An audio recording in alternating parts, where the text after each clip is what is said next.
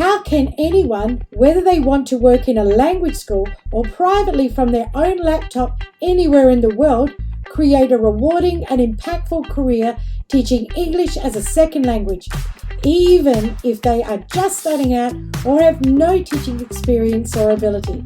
Hi, my name is Lynette Kim, and here on the TESOL Talk podcast, I aim to answer that very question.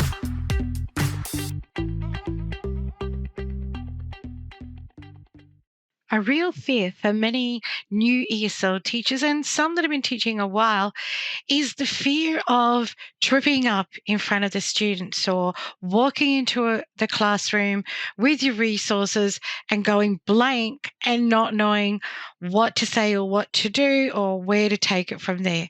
Number one, in order to avoid this, you have to get used to not thinking of yourself as the focus of the lesson.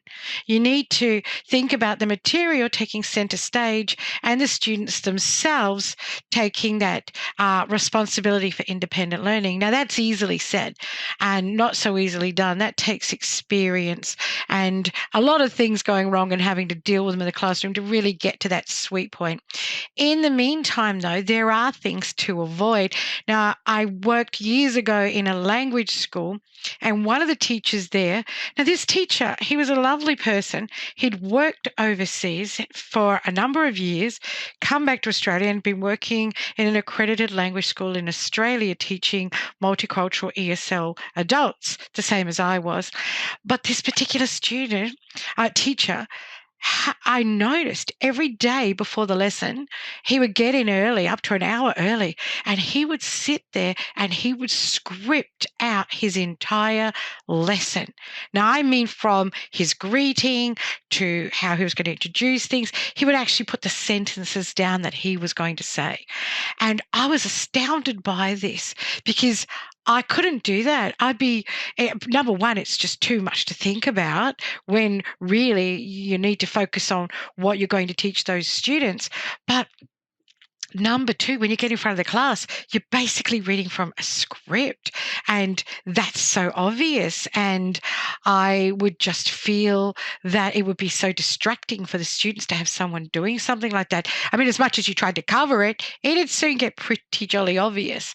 So the thing is to understand when you're teaching how not to do these things. And part of the reason teachers do this is because they're worried that their pacing will be off and that the lesson will go too quickly. They'll burn through possibly materials, and then what are they going to do? So part of scripting a lesson is to try and take control over timing and pacing of all the activities and knowing what you're going to say and what's leading on to the next thing and stretching it out like that.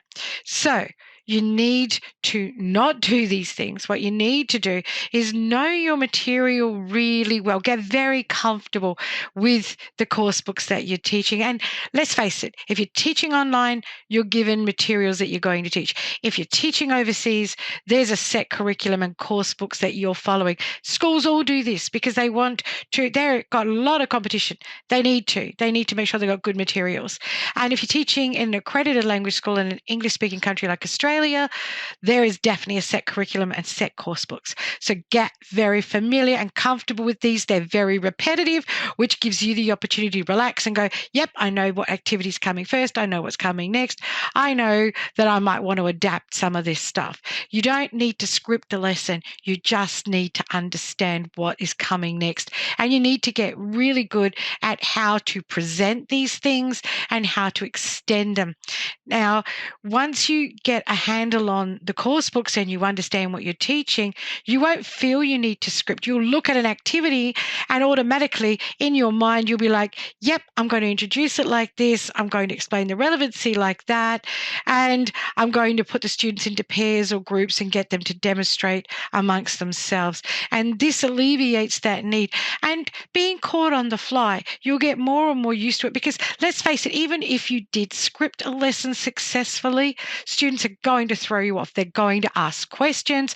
They're going to answer with information from their own lives and their own experiences.